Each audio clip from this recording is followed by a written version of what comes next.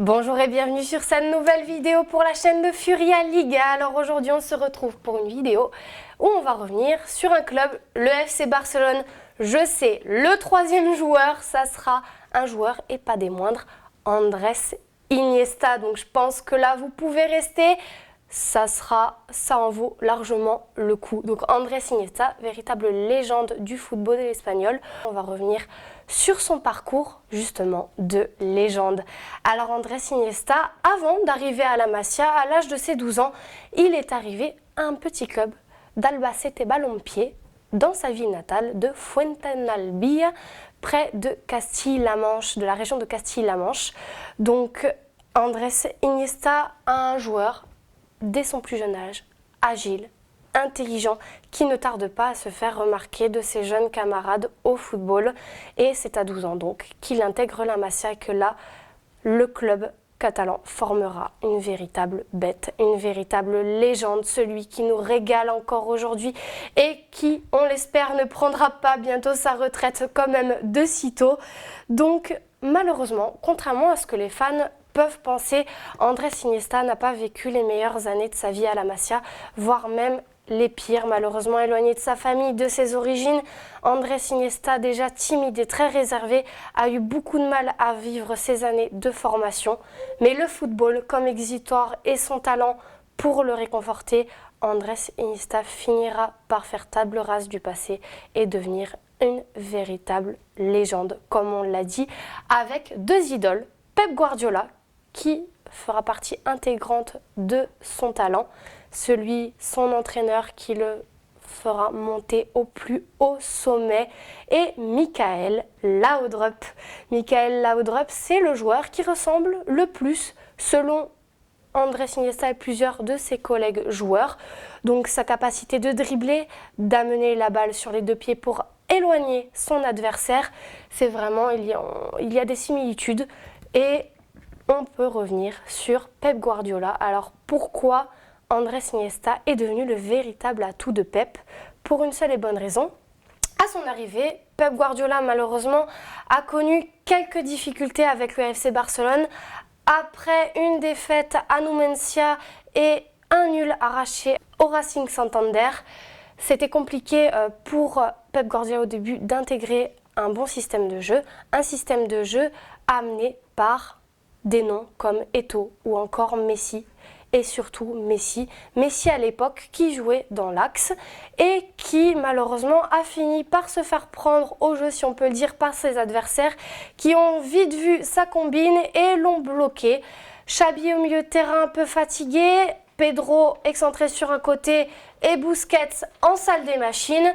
Appelé en renfort Andrés Iniesta, et là on a pu admirer toute son œuvre, son talent, ses combines, sa façon de dribbler, sa façon de maintenir le ballon, de ne pas le rendre et de délivrer de véritables pépites, et surtout ses doubles contacts qu'on ne se lasse pas de regarder, et surtout ses contrôles impossibles, ses dribbles sur 5 joueurs à la Ginóbili et Zidane.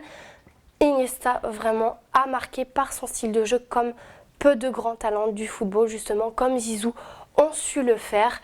Car oui, Andrés Iniesta, c'est un homme de légende, Saint-Andrés, qui peut se vanter d'avoir marqué les 2 buts les plus libérateurs de l'histoire du football.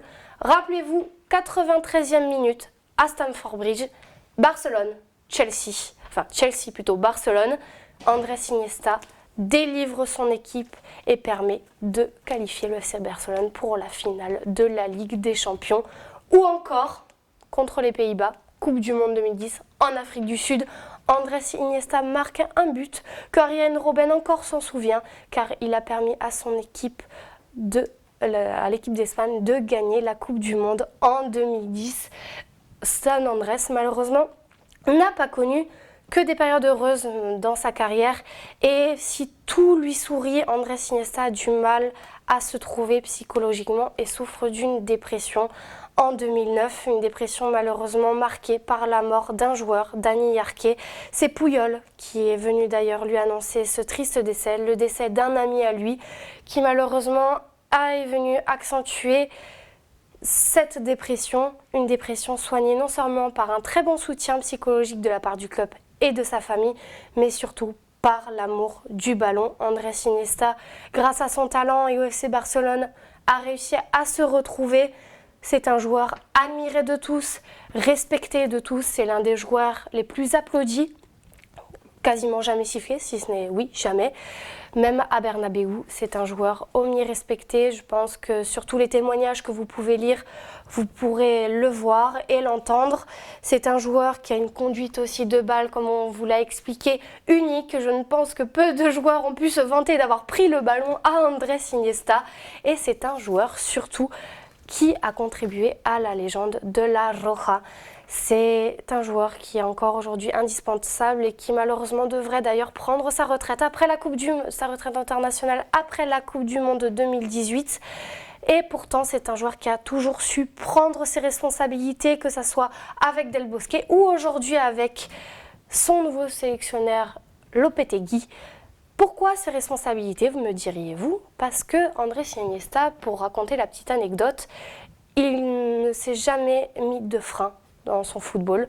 Un joueur qui ne tire par exemple habituellement aucun penalty, mais qui pour la Coupe du Monde 2010 s'est fait violence. Match Espagne-Portugal pour les demi-finales.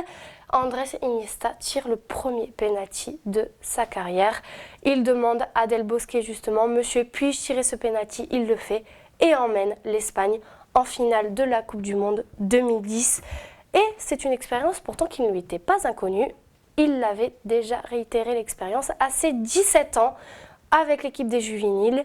Malheureusement, un tir capté par le gardien, mais 10 ans plus tard, le voilà devenu légende. Dites-nous si peut-être il aura un prix honorifique à la fin de sa carrière. Voilà la fin de cette vidéo, j'espère qu'elle vous aura plu. Nous, on se retrouve pour une nouvelle vidéo dans la semaine sur cette chaîne, pour de nouveaux articles sur notre site, ou encore pour un nouveau podcast, le podcast d'hier d'ailleurs de ce lundi, qui est en replay en ce moment. N'oubliez pas aussi de regarder ma dernière vidéo sur Isco.